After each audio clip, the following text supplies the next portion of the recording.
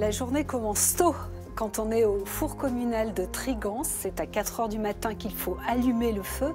Et Luc Bassiani est déjà en train de travailler.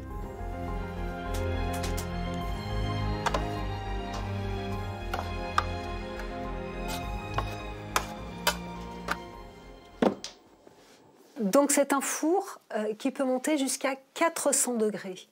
Oui, le four, j'injecte le bois de 4 h du matin à 9 h du matin pour que la température passe environ de 200 degrés à au-delà de 400 degrés, de manière à ce que j'ai atteint le point de pyrolyse, le moment où les suies sont consumées.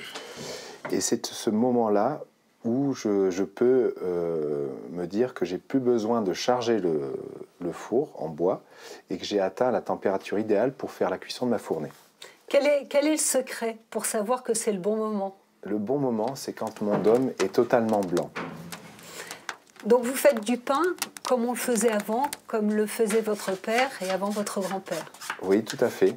J'ai repris les savoir-faire.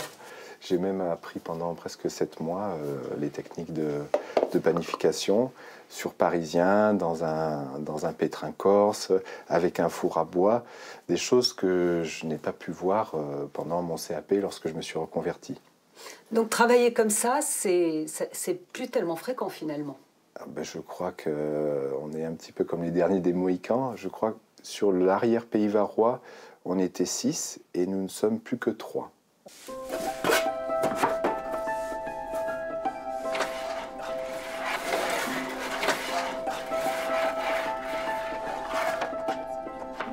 Bon, Luc, qu'est-ce que vous nous avez préparé aujourd'hui?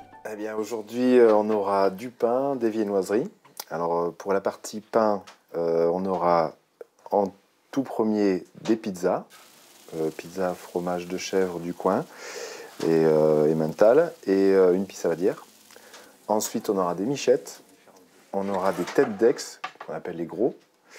On aura du pain de Paul, de l'empereur, c'est un pain viennois.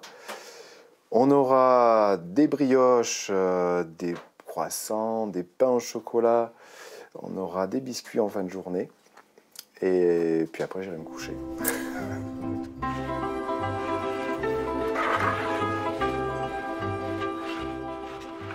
Vous allez mettre le pain en ordre différencié dans le four. Oui, parce que mes michettes, elles ont besoin de beaucoup de température et mes boules un peu moins. C'est-à-dire que si j'enfourne des pièces plus grosses, il va alors falloir moins de température pour que le cœur soit cuit correctement. Donc c'est la spécificité du four à bois. De tous les fours, mais en l'occurrence, le mien part très haut, part à peu près à 280-290 degrés et doit descendre à 260-250 degrés. On est loin de l'armée. Vous aviez fait carrière dans l'armée et vous êtes reconverti en boulanger avec un CAP. Ça change? Oui, ça change, sauf les horaires. À part que je ne mets pas au garde à vous mes michettes. C'est votre métier? Ah, tout à fait, oui. Tout à fait, mais c'est sympa aussi, on rencontre du monde. Malgré tout, malgré la solitude de la nuit, le jour, on voit tous les collègues qui viennent et puis tous les curieux aussi qui viennent dans le fournil. C'est agréable. C'est une attraction? Ah oui, carrément. Allez, pousse-toi, Dania. Hop. On va à la boulangerie à quelques pas du four.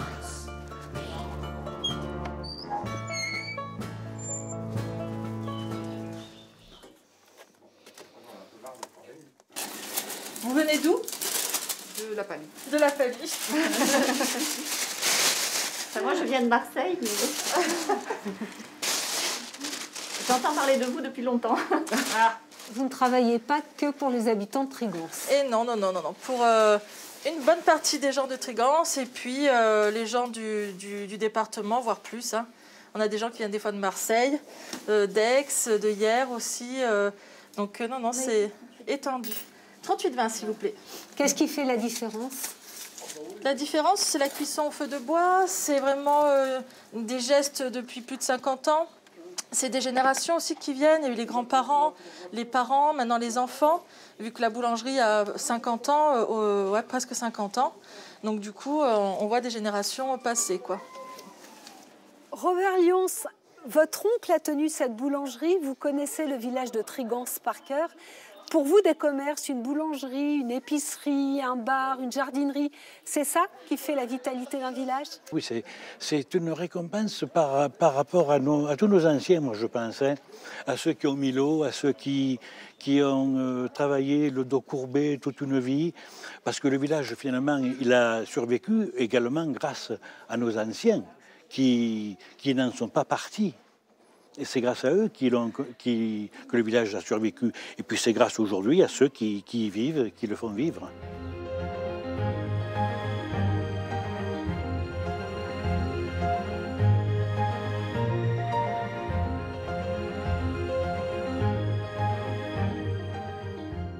Pour notre prochain rendez-vous, on chausse les baskets et on découvre les environs de Trigance et ses chemins de randonnée.